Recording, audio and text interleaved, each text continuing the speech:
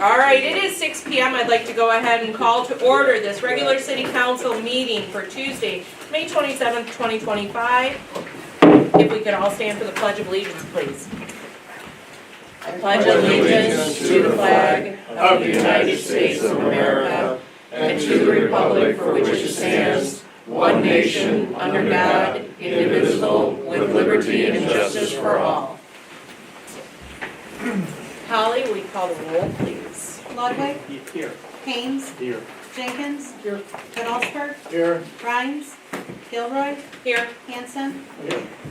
I would entertain a motion to excuse Councilman Rhines for this evening. So moved. Thank you both. Do I have support? Thank you.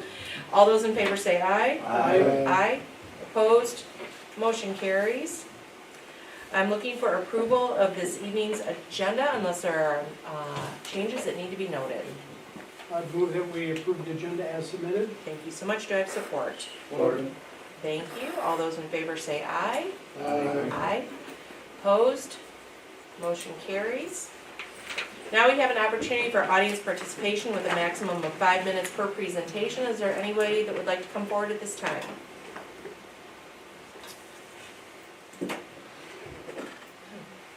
All right, we have our council meeting minutes of May 12th, 2025. I'm looking for approval unless there are changes that need to be noted.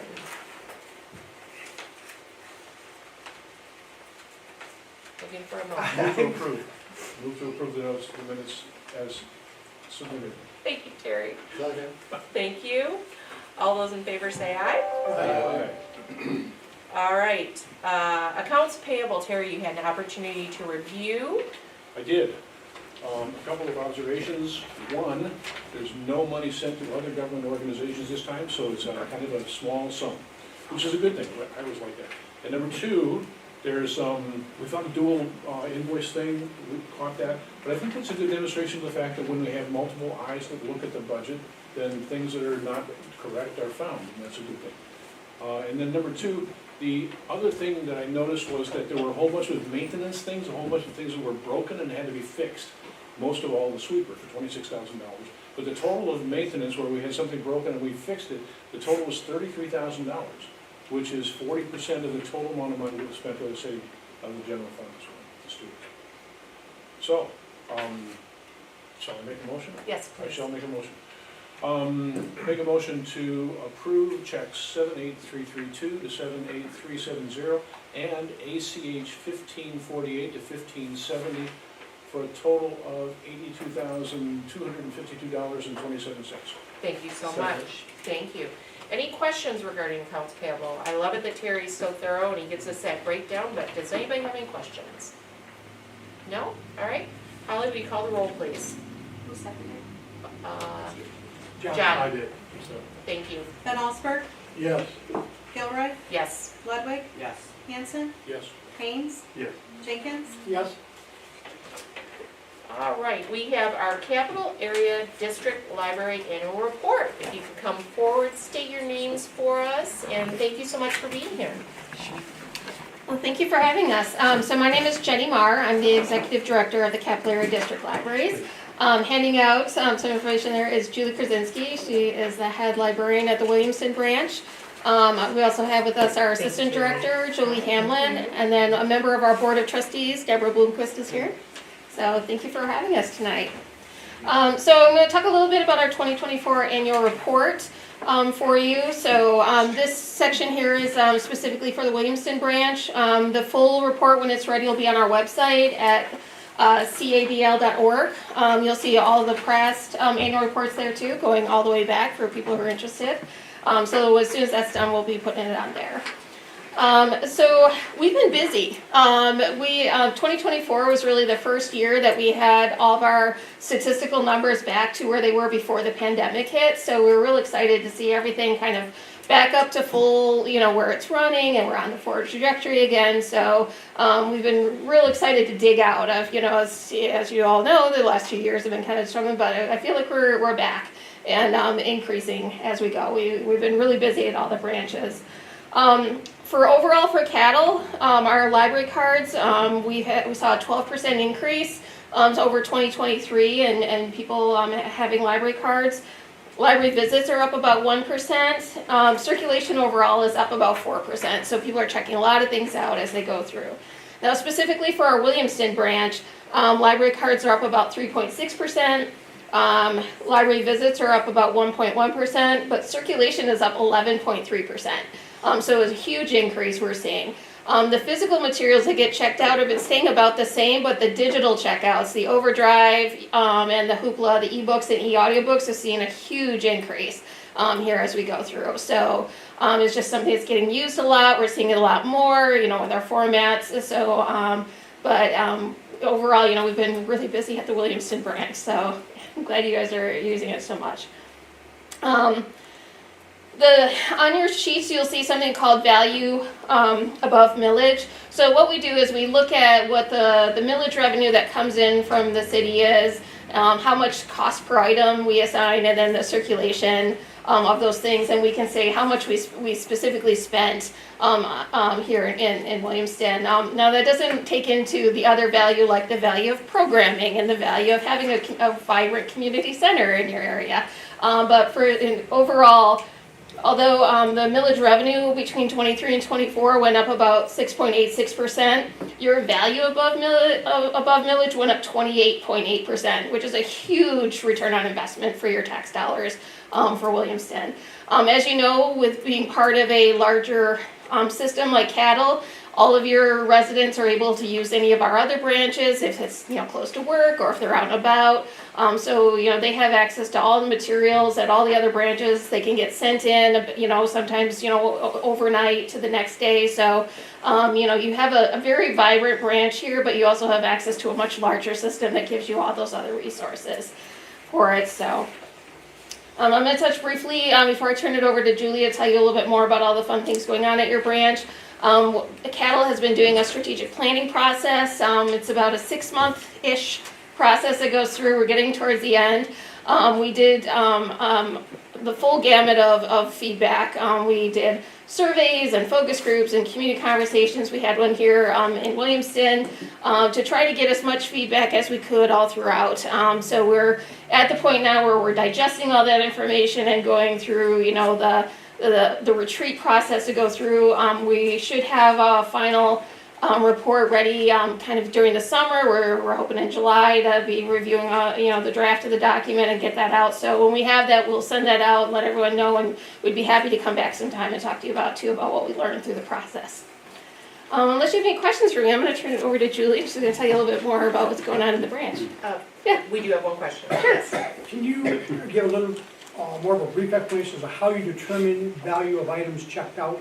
Right, so we take a look and take into account the cost of what we spend on materials. As you know, with inflation, the cost of books has gone up, the cost of media has gone up, the cost of ebooks has skyrocketed. So we take in and do a conservative estimate, an average of all those things.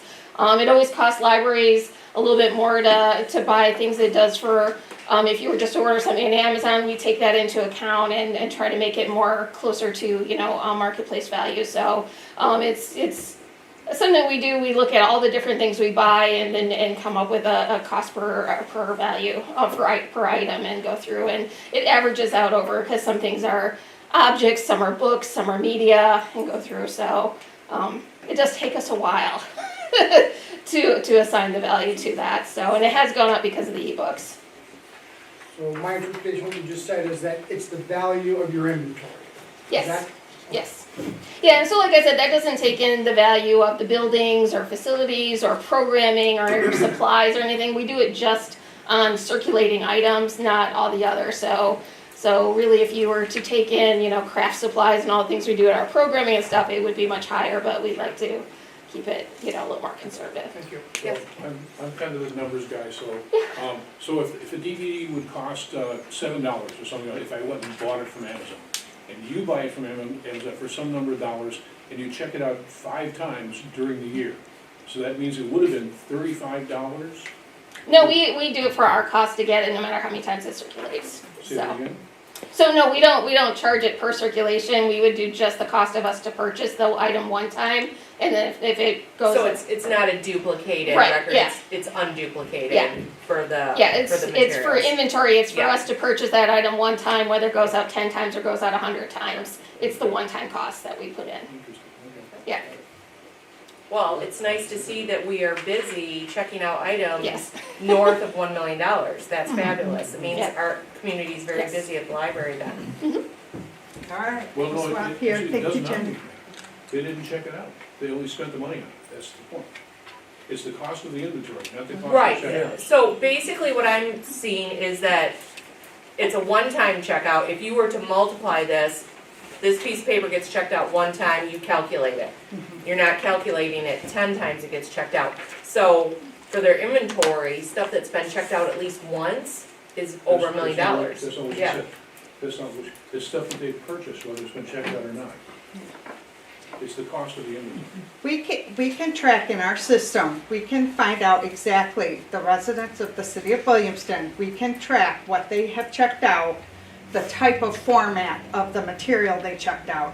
And there's an assigned formula for media, there's an assigned formula for paperbacks, an Right. assigned formula Right. for hardcovers, Right. etc. And then we use that formula To based on calculate how what's been many checked out. times that your residents check those things out, and that's how we get that value. Well, she said it wasn't based on the number of checkouts. Well, when we do the inventory, we do it all based on a one-time purchase, but yeah, your circulation, think of it like per capita for your checkout kind of thing, and go through, so, yeah, Yeah. so. All right, I'll stop. Honestly, we could probably sit here and go through numbers all night long, because we really love this kind of stuff too, but I know you have a lot. Stick around when we're done, have a conversation with Terry outside, we'll love it. Julie, Yes, welcome. hi, And everyone. Thank Nice you, to Jenny. see- Yes, nice to see you all. Thanks, Jenny. As Jenny said, I'm Julie Krasinski, and I have been the head librarian in Williamston for about 15 years. And it's good to be back after kind of a hiatus on our annual reports. And you'll be gratified to hear that the library's been well used and well loved in the past year. As is touched on in the one-sheeter that you have there, programming and outreach were high priorities for us in 2024. A big goal for the staff and for me was to increase awareness of the library and our services to the community, especially amongst non-users, the folks that are not coming in and checking things out that we have there, that don't understand or don't know what we have. We held regular programs outside the library to help spread that word and participate in special events throughout the year. One example is the new monthly tech assistance program that we hold at the Senior Center. We do that once a month, and it's just one of the 3 programs we hold every month at the Senior Center to get over there and help folks out and connect with them if they're not coming to the library. We've also ramped up our outreach to the schools, providing monthly lessons and browsing opportunities for English students in grades 6 through 8 every month during the school year.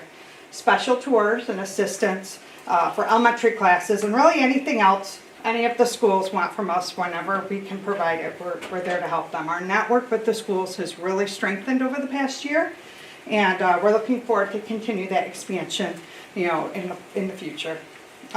Offering a robust line of events and programs was also a significant goal for us. With the consistently healthy after-school crowd that we have at our location, we were able to launch more targeted youth programs, from crafting and snack tasting to STEM and gaming. Students have become really accustomed to having something going on at the library after school. They come and they ask what's going on today. So we're continuing in that effort. We're planning now for the school year next year. We also offered a broad slate of programs for all ages and adults, including a special Laura Ingalls Wilder event, author visits, and an after-hours book club that we started last year, where we hold a book discussion in the evening after the library closes at rotating restaurants in town. So that's every quarter. We're currently hard at work planning for summer reading, and with our special kickoff party on Saturday, June 7th, 11 to 1 at the library. We have some fantastic events planned for the summer, and summer reading is for all ages, so it would be great to see some of your faces there. And we'll also be at the farmers market and out and around the community all summer, so we hope you have a good one. And thanks very much, and I'm open for any questions if you have any. All right, any questions for Julie? All right. All right, thank you, Julie, Thank so you, everyone. much, and thank you for your service, well over 15 years. I mean, that's amazing, and we truly, truly appreciate having the library here in our Williamston community. Great statistics, by the Thank way. you. All right, moving on, we're going to call to order our public hearing for the 2025-2026 fiscal year budget, millage rates, and utility rates and fees a little bit later than what we had anticipated at 6:15. I'll turn this over to our city manager, John Yanfin. Thank you, Mayor Gilroy, members of council. It's a complete coincidence that the staff's all wearing black tonight. It's not because it's budget night, so we didn't pre-plan that. Sorry that I'm struggling through this PowerPoint. This is our series of public hearings, budget, millage, and then utility rates. And our budget process starts really in February with our visioning session, and then we make our way to this point with the millage rate. For some reason, this is not pulling up on my computer, but as I said, this is a public hearing. The recommended millage is a levy not to exceed 14.7592 for the general fund, which is down slightly from 14.8 and change, so that's a good thing. So that's the information on the millage. Several years in a row that the millage has been the same or it's been reduced by the Headley amendment. So any questions on that from council or from the public? And again, just a reminder, this is just a public hearing, we're not taking any action on this. That will be at a later council session. I did see one hand over here, Scott. Yeah, just out of curiosity, I looked up the average general purpose operating for the state as a whole is 17.2. All right, And thank we you. have 14.7. It Awesome. was 15.1 in 2004, so it's gone up from 15.1 to 17.2, and we're at 14.7. We're, So there you go. we're trending in the right Whatever way. that means, I don't know, but okay.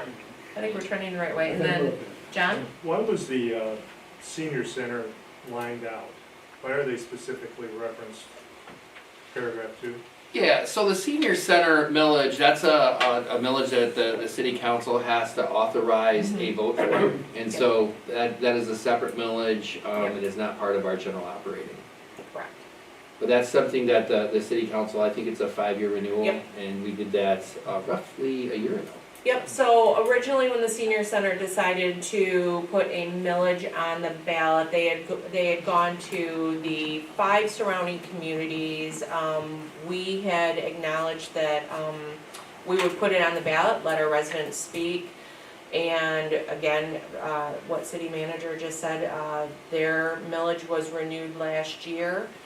They have 2 more communities that are on as far as millages. I believe in the beginning it was just us and Leroy Township that had put the millages on the ballot to let their residents speak. Now Williamstown Township had passed their millage for their residents, so that is correct. It is a separate vote of the community when that comes for renewal again. And Terry? Is there some kind of a statutory limit of 15 points on, is that, You Just mean sort of for the legal Headley override, or? something like that, yeah. Can you explain Headley, Yeah, please, for our briefly, viewing audience as well? so cities in Michigan, the statutory limit is 20, and then there's the Headley amendment when property values go up. Can't go up more than the 5% over inflation, and so over time, as the tax base expands or valuations expand, the millage rate will go down. And so we're limited now, even though as a city, you're chartered up to 20 mills, our top millage rate is what would be adopted in a couple weeks, is 14.7 and change for the city operating. Thank you. All right. So, any other questions? If not, I'll let City Manager Hannigan continue on. So again, these are, sorry for not having the millage slide, I don't know why this is not coming out, but, so with this is a summary that we shared at the couple work sessions that we had, and we just included all of them together, general fund, all the way through our enterprise fund, DDA, TIFA, et cetera. So Again, this is a public hearing. This information's been shared and available for roughly a month for the public.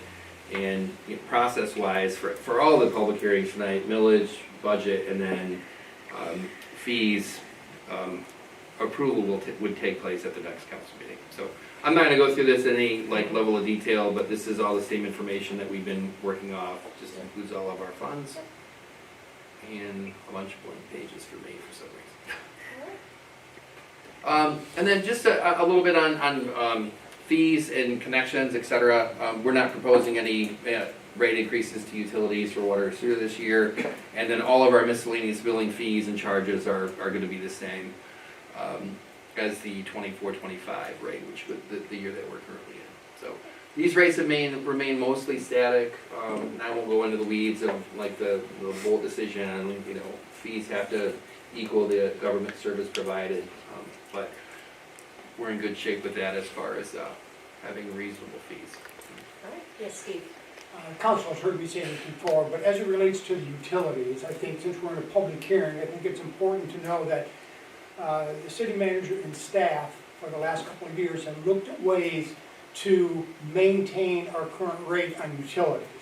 Now, that has been a concern of a lot of the folks that I talked to about the rates of utilities, water and sewer in Williamston.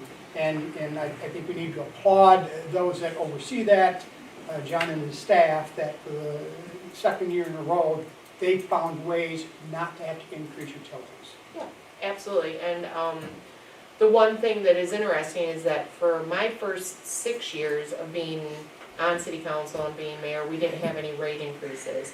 We had one little blip where we did an increase, but the other thing that I want to add too is that we're always going to look for ways to find funding that may not be a burden on a tax-paying resident, just as we did when we submitted our community for the federal funding that Congresswoman Slotkin put forward, and we were a recipient of almost a little over $3 million. So we've been able to do that infrastructure repairs that we've needed so badly in this community. We still have a lot of work to do, and I truly believe that with our city staff and turning over rocks and looking at funding that becomes available, we will put our best foot forward as a community to try to secure those funds. I think, John, we've got probably 2 more years of projects that will happen because of that funding. That's correct. And we've talked about that a lot, and we'll continue to talk about it as those projects kick off, and I think we've done a great job, and so yeah, not having to raise rates and keep them where we're at, and also improving our infrastructure as we move along. We're definitely going in the right direction. Did we get through everything for the public hearing? All right, I will go ahead and close the public hearing then at 6:22. All right, our action items, we have 3 for this evening. The first is the reappointment of Pete Porcelio to the Economic Development Corporation and TIFA 2A, TIFA 2B for a term to expire 6/30/31. That just sounds so far into the future. Pete has been the chair for EDC and TIFA as long as I can remember. That was one of the very first boards I served on as a resident before I ran for council. It deals with the TIFA districts are out by our industrial park. They do great work. So I would entertain a motion to reappoint Pete. So moved. Thank you. Do I have support? Support. All right, Holly, will you call the roll, please? Ludwig, Yes. Hanson, Yes. Haynes, Yes. Jenkins, Yes? Van Allsburg, Yes. Gilroy. Yes. As a side note, he can also play the piano. Yes, very, very well. He's very talented. Yeah, it's And- like the. And orchids. Yes, he can grow Right. flowers too. Yeah. Alrighty, our next action item is our tailgaters brownfield resolution. We do have a packet on our tablets in front of us. I'm gonna turn this over to our city manager, John Hanford. Thank you, Mayor Gilroy. We've seen a couple different presentations on this item. This is the proposed brownfield plan, the resolution for the plan to move forward to the county for their consideration. This is a form resolution that's pretty standard for these type of projects. Now that this is back in line, I'm not gonna read through this, because, I mean, it's fairly jargony, but it would allow the plan to move forward.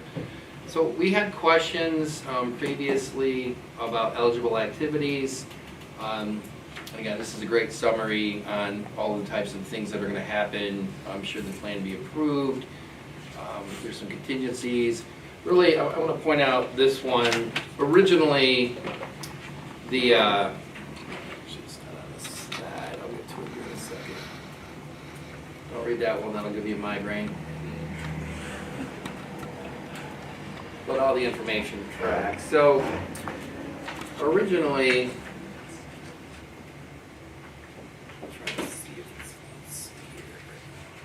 the next slide have the cost share info team. Richard.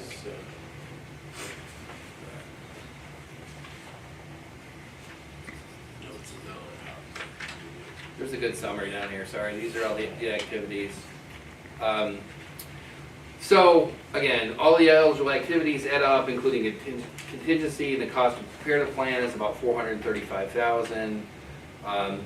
So this is the one we want to look at tonight. Originally, the LBRF capture was proposed to be about $250,000. So that's, in my opinion, a very reasonable $23,000, which is about 5% of the total cost for developer reimbursement.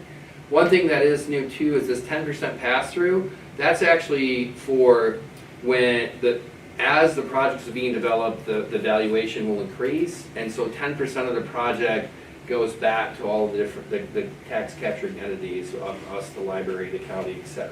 So that's also new. So the total amount of capture is, just over $500,000. But what's different?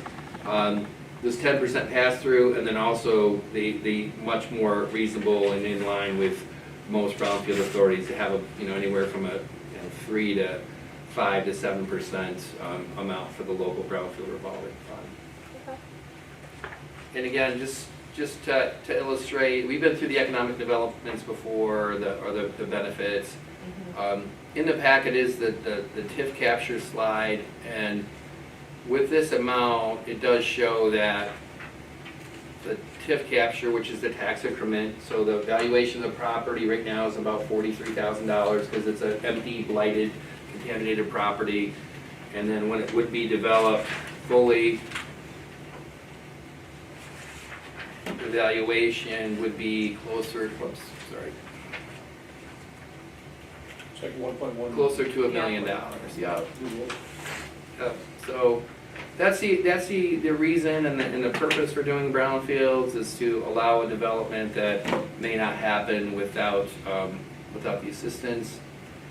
I don't want to give anybody vertigo by zooming in anymore, but these are the cap years, 1 through 11, and you can see this is where the project is fully complete, all the fees have been paid, and then moving forward, the valuation of the project is north of $1 million.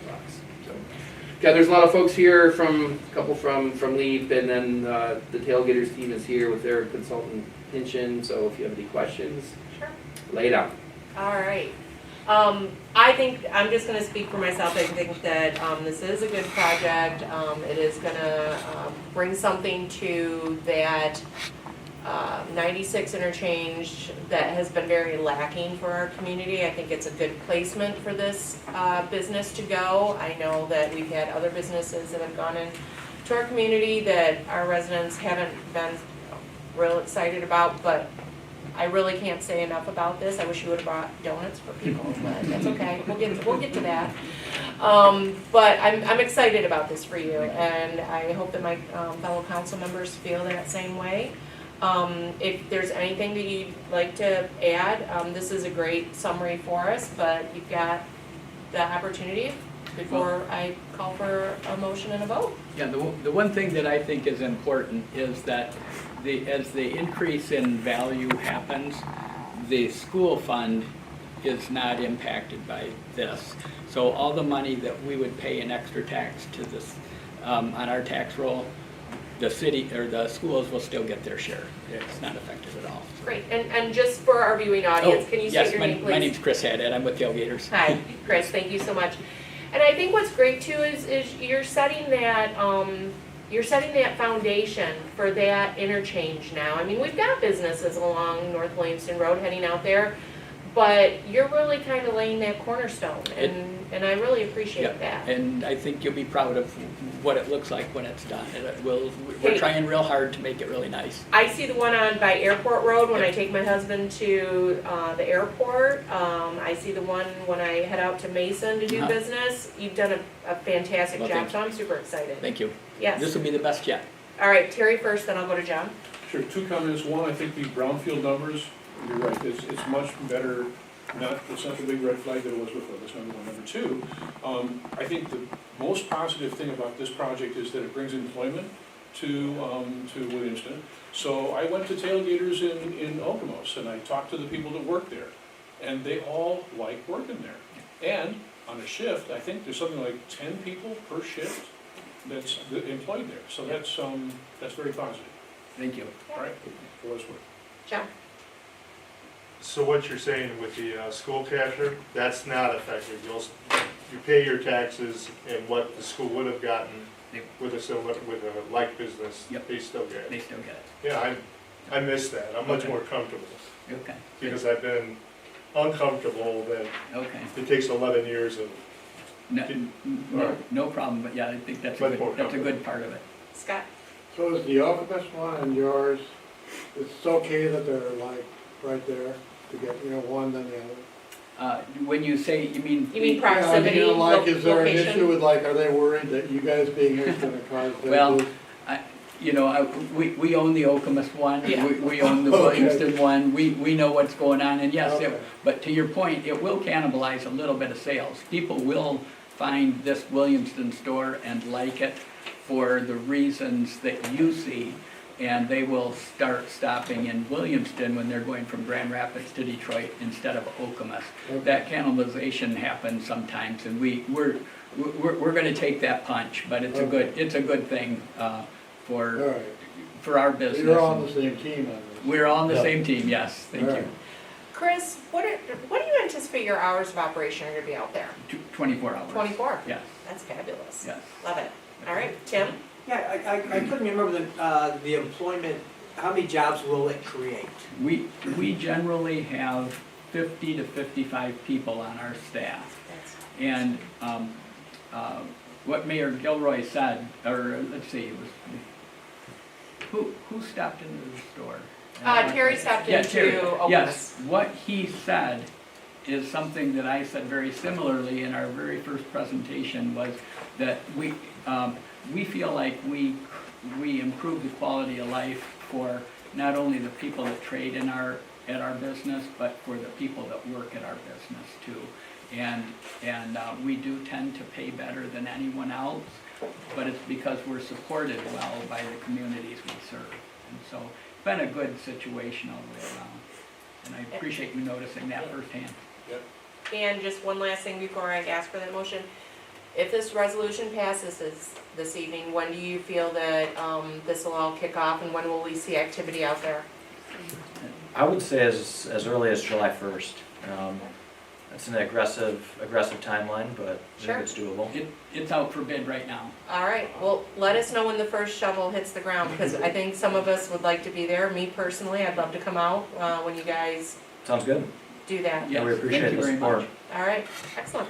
With that being said, if there's no other comments or questions, I'm looking for a motion to move this resolution forward. Make a motion that the city of Williamston hereby recommend the adoption of the plan by the authority and Indian County Board of Commissioners. All right, do I have support? All right, if there's no other questions, comments, or discussion, yes, Do we need Steve? to add the authority? No. No, that's just regular legalese. And Tim, I'm sorry, I was remiss, you were able to review this. Yeah, oh yes. Okay, all right, thank you. All right, Holly, will you call the roll, please? Hanson, Yes. Haynes, yes. Jenkins, Yes. Van Allsburg, Yes, Gilroy, Yes. Ludwig, Yes. Chris, I just gotta be transparent, he does not want you to sell ice cream. He has the new ice cream shop here in Williamston. That's Little funny. friendly competition. Yeah, that's no problem, no problem at all. I'm just kidding. Gotta add a little humor to this, but congratulations Thank on you very that, and again, keep us updated, Yeah, keep us updated through will this. do, yeah, really appreciate your support about what Absolutely. we're doing. Thank you. Thank you.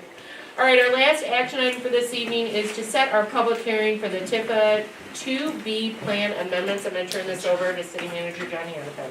Thank you. We're just setting the public hearing tonight for the plan amendment for TIFA 2B. There's a summary from the plan amendment of what the projects would look like. Improving the DPW complex paving and security, the construction of new DPW storage, improvements to 250 Elevator Street, which is the old Public Works building, not the ice house. Demolition of the old railroad barn, and then paving Railroad Street, a portion of it, and then repaving of Progress Court and Industrial Park Drive. So again, we're just setting the public hearing tonight for those. Ice house is not on this list because the ice house amendment was handled in 2023, so we've already done that one. So. Excellent, all right. Pretty cut and dry. If there's no questions or comments, I'm looking for a motion to move this forward. So moved. Second. Thank you. How to say that? To set the public hearing, it's gonna be in bold on the recommendation for the public hearing, June 23rd. I have it in front of me. I'll let you take the honors. Move that we establish public hearing for the regular city meeting at 6:05 to do the plan amendment so that it can be reviewed by the TIFA board. All right, thank you. Second. I'm sorry. The date? Oh, The the date date. of June 23rd. Second. All right, thank you both. Holly, will you call the roll, please? Haynes, Yes. Jenkins, Yes? Van Osberg, Yes. Gilroy, Yes. Ludwig, Yes. Hanson. Yes. All right, that concludes our action items for this evening. It looks like it's a lengthy discussion items list, however, our city manager is very good at rolling through these, so I will turn this over to him. First on the list is ordinance discussion. Yeah, so a couple of things, actually, A through D, I don't have a whole lot to report. I think on the ordinance discussion, I think the summary report that we shared the last time, I think that we should do that quarterly. Yes. Sometimes we'll have a little bit more on that list, hopefully we'll have less. There are a couple of, I guess, glaring spots out there right now. There's some really long lawns, but just rest assured that we're on it. But I do think quarterly is the way to go with as far as that report. Sure. And I appreciate that, and yes, jump in if there's any, I mean, you said there's not a whole lot to report, but I'd say, let's give our neighbors a little bit of grace and space. We are just kicking off the summer, we've had some rain, so, you know, as far as lawns go, let's show a little grace and space on that, unless it goes unmowed for, you know, a month or two, but I think we can all be good neighbors with that regard. If there's no other updates on construction master plan or main 4, I'll jump right to discussion item E, which is the elimination of the $3 online City of Williamston property tax ACH payment, specifically only the ACH fee. And the suggestion is to approach the current vendor to request waiving the fee. I'm going to turn this over to City Manager John Hannafin. Thank you. One quick thing, we do have a planning commission meeting next week. We do not have any site plans, but we will be covering updates to the master plan, but that's our next Tuesday. So the treasurer and his staff were able to put together a couple of, everyone loves pie charts, almost as much as ice cream and donuts.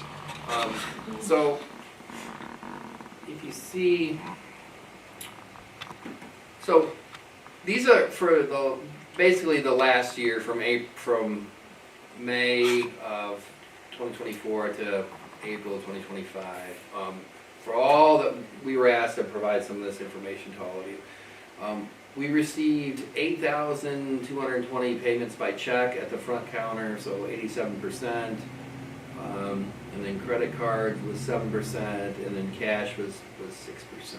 So it gives you kind of the breakdown on how people pay at the front counter. Okay.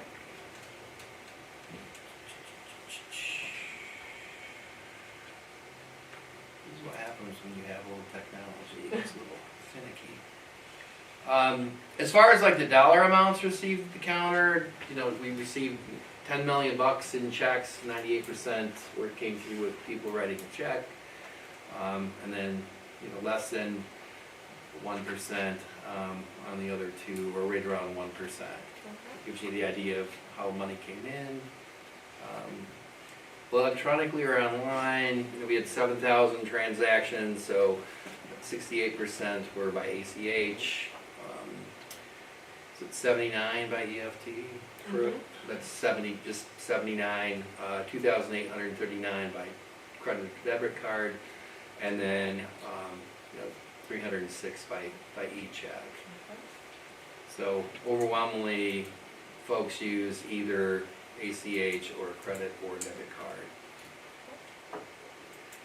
And then this is just another further breakdown for all the various payments, and gives you the spread and how things came in. One of the reasons the e-checks, there's not as many of them, but they're larger, correct me if I'm wrong, is that from other entities, payments from other entities?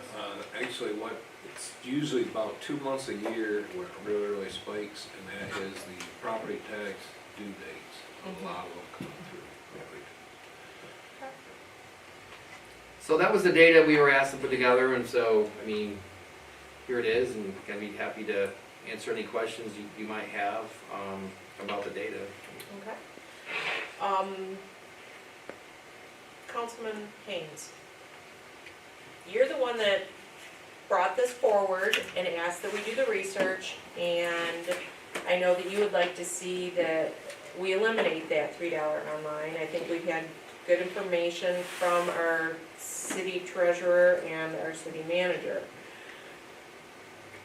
And correct me if I'm wrong, we can't eliminate the $3 fee. Tom? Not for property taxes, no, the state will not allow us to absorb, would be, I guess, the fee, the term Okay. they use. But- Any fee on collection of property. On property taxes, but for water and sewer, if there's a $3 ACH fee, do we have the ability to waive that fee?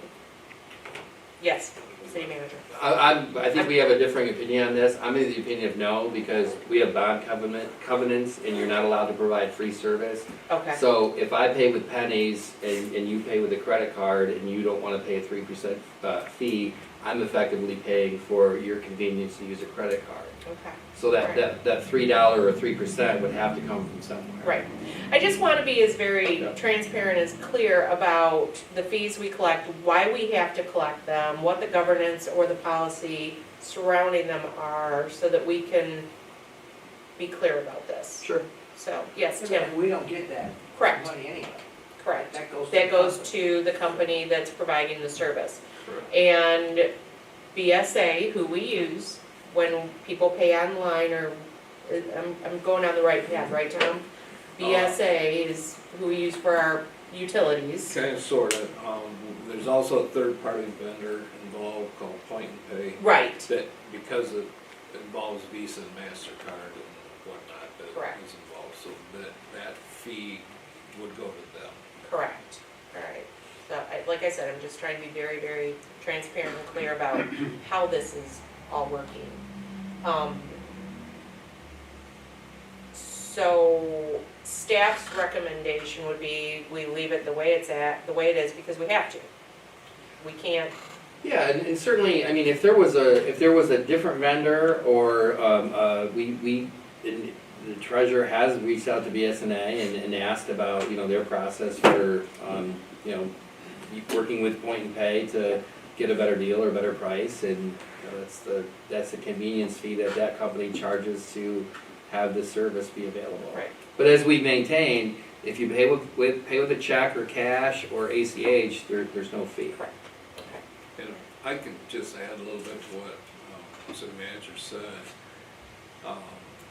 Early on, there were really only 2 third-party vendors that got very involved with the municipal government. Because property taxes were an issue, most Visa, MasterCard places are used to the business paying or absorbing the fee, because the state won't allow it for property tax, then a lot of people didn't wanna touch it. So there were really only two choices, point pay being one of them.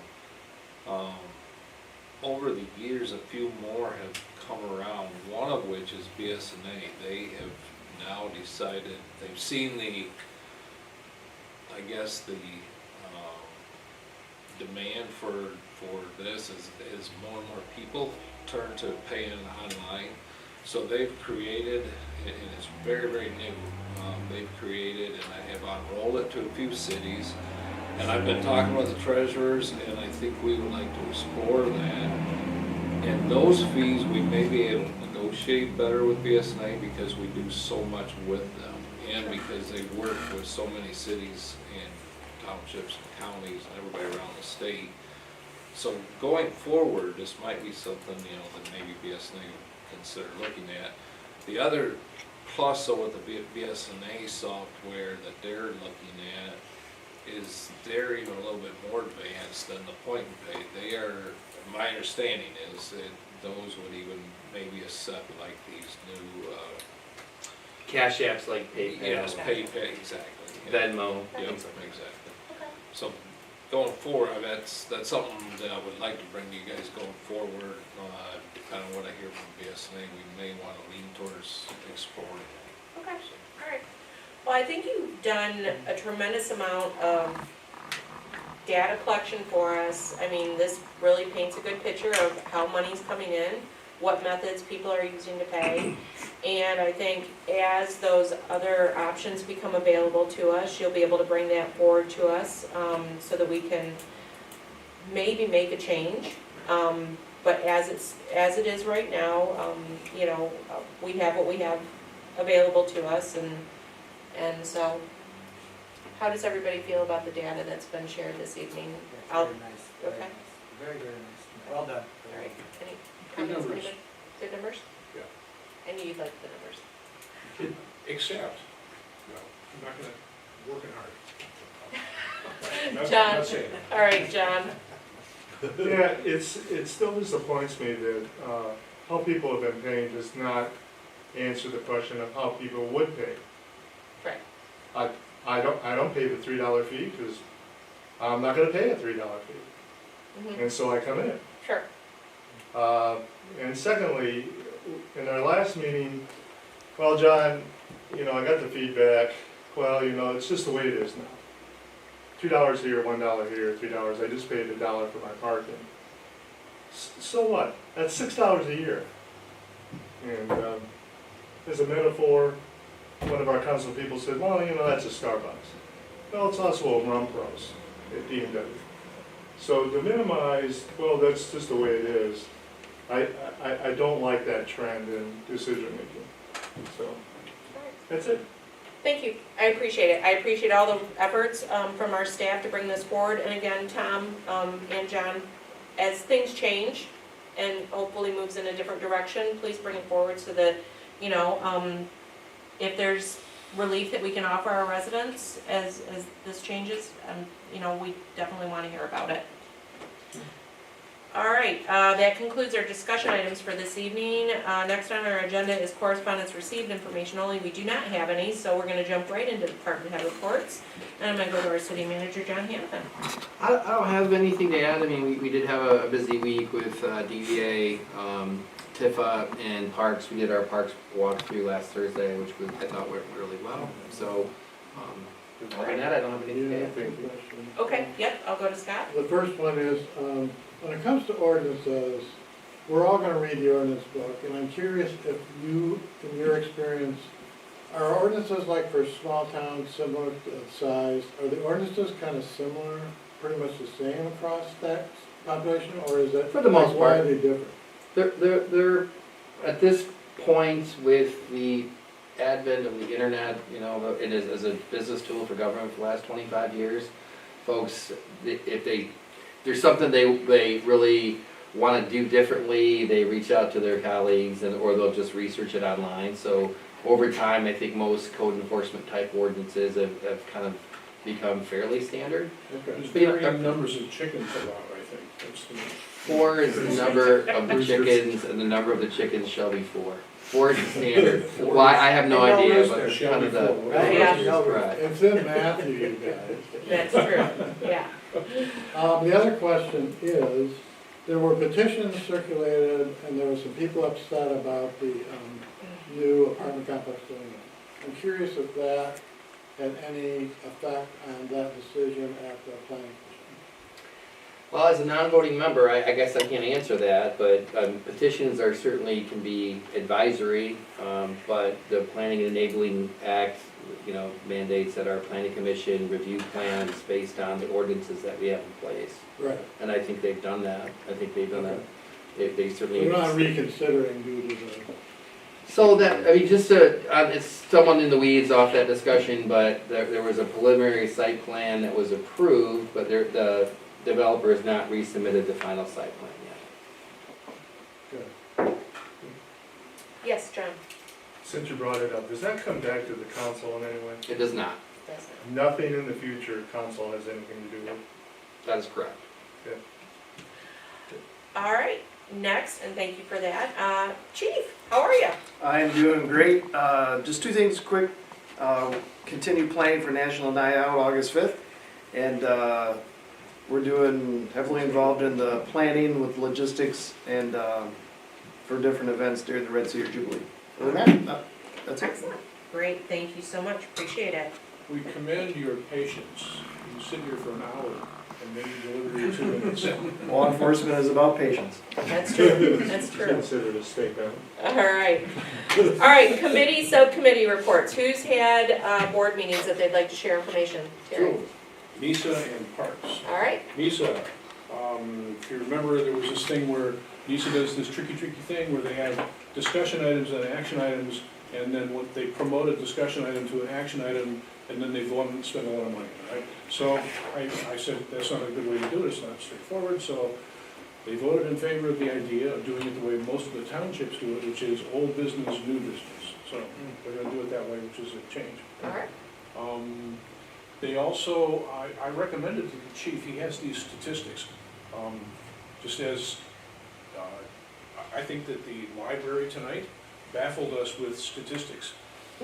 They threw a bunch of numbers at us and it didn't really represent what they pretended it represented. So NISA does kind of a similar thing where they do the number of runs that they do in the different townships, right? So how many runs did we do in Leroy Township? Well, the run doesn't really say anything. So I recommended to the chief that he categorize the things that they've done in terms of like major medical, minor medical, fire, major, fire, minor, cat in the tree, major, cat in the tree, minor, that kind of a thing. So if you can put together, that's because what the NISA people need to do is they need to go back to government organizations like this and say, you spend a lot of money in NISA and this is what you got for it. And number of runs in Leroy Township doesn't really say anything. So I think they're gonna change that, I'm not sure about that though. Well, I think having a healthy breakdown from them so that we can understand what they're doing, how they're serving the community, because our residents do pay independent millage, so I like that, thank you. Yeah, I think it's, for us, after police and schools, I think it could be that our number 1 expense is NISA. Sure. If it's not, then after that, then it's one after that. So it's a lot of money, and the idea, the goal is to be transparent, so everybody knows we're paying a lot of money, but we're getting a lot of benefit from it. Right? Excellent, and So then that's- parks, So you get, Eaton Parks. Parks, we did this walkthrough, the star of the walkthrough was the DPW supervisor, Ray. What's Ray's last name? Schmidt. Schmidt. Okay, Ray was there, he was taking notes and asking questions, and it was, wow, it was good to have that. Because there's a few things that need to be done. Oh, and Heather, of course, is the other star of all the park stuff. Yeah. So Heather had ideas, and Ray took notes, and that was kind of the way it worked. Great, That was good, it was a good walkthrough, thank you for letting me do that. Well, thank you. Yeah. We excellent, were heard. all right. Other meetings to report out on.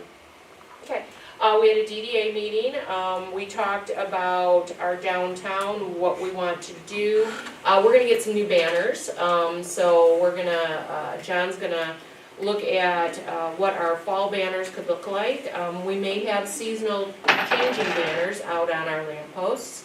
We talked about our different events that will be happening throughout the summer. We just had a very successful new event that kicked off the weekend after Mother's Day. It was called That New Event, That New Festival, and it was fabulous. We had a tent, a pampering tent, lots of vendors in there. The Williamston Garden Club and some of the Rotary members had a plant and pot where you could exchange. We had the Botany Boutique do some fabulous floral arrangements. I became a junior floral fairy by helping design some live floral arrangements. We had a real nice selection of vendors out along the walkway in McCormick Park. It was a one-day event. The weather wasn't so great, but it was nice to have something new. So we've already talked about what we can do differently next year. We've got, we talked about our futuristic events, because a lot of our different service organizations have their own events, like Jubilee, or, the Rotary Duck Drop and all that type of stuff. But we talked about Dog Days of Summer, we talked about Halloween. We're putting on our planning caps for Williamston Winter Wonderland, which is our annual light parade the first week of December. So we've got a lot of things, as far as events. We had a great facade improvement application put forward by the owner of the building where Alexis Grace is at, which is on south of Grand River, just before you come to the intersection.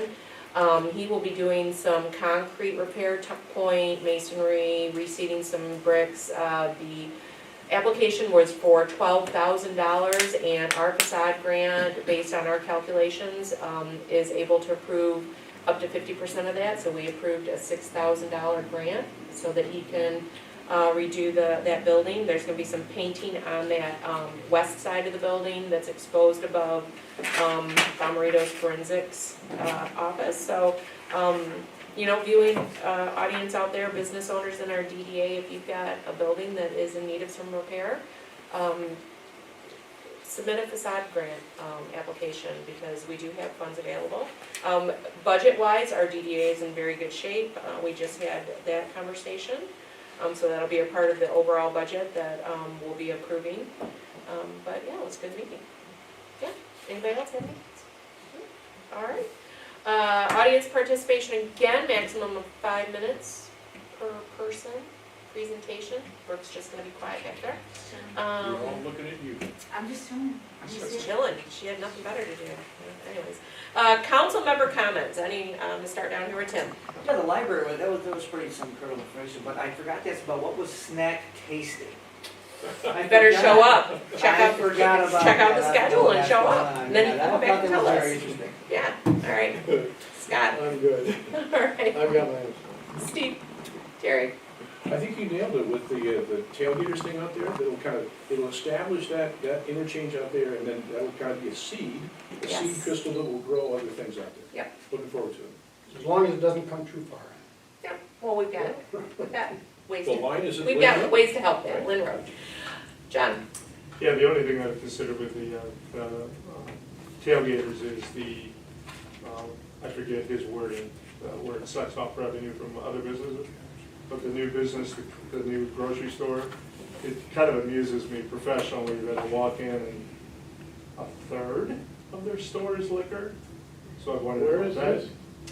The tailgaters, Tailgaters. will have a liquor license out there. There is liquor. Oh, It's No, I mean, a exotic. third of the brand new business, and then there's the business across the street, the gas station. But again, it's not our business to, They Organized specialize in competition. exotic liquors. Yeah. Yeah, if you want Detroit Lions 2015 Scotch, that's the place to get it. Yeah. I'll keep that in mind. But they're also gonna have Yeah. donuts, you guys, I and think not they're to all take away from Groovy Donuts, but, Jimmy but John's, we didn't put Yeah. Jimmy John's. my dad, bless his heart, he wanted a Taco Bell and it didn't happen before he passed away, so. and to tell you, I use the Optimus tailgaters all the time. Yeah. This and that. Yeah. And the people that work Not there, getting real specific, but yeah, I do use them. Okay, good to know. the people that work there enjoy being there. Good. Yeah, that's really good to hear. That's Excellent. really good. My comments for this evening, went to the farmer's market again this past Sunday. Fabulous, Yes. fabulous vendors. It's so nice to be out and about. I know school's coming to a close shortly, so, there's gonna be a lot of activity happening in Williamston. But man, I'm really proud of our farmer's market that we have here every Sunday, because it brings people into our community, and then the people that come into this community remember what they saw, they come back and they shop at our businesses. Anytime that a brand new ice cream store runs out of ice cream, that's pretty darn good. So, Just on that point, it's very rewarding, not only as a new business, but being part of the city council. The large number of people that come in from Grand Ledge, Fowlerville, St. John's today, just and said, well, we saw about it, we heard about it, or someone told us about it. That's getting people, one of the reasons I want to do this downtown is to get people in downtown. it's the spider web that our businesses create, because when the theater has an event, all the businesses benefit. The new art gallery, the Sun Theater, anytime we have something happening, it benefits everybody. So it's so nice to hear that you've got people coming from far away to eat your ice cream. I love it. I love it. So I will go ahead. Wow, 1 hour exactly. I will adjourn at 7 p.m. Precise.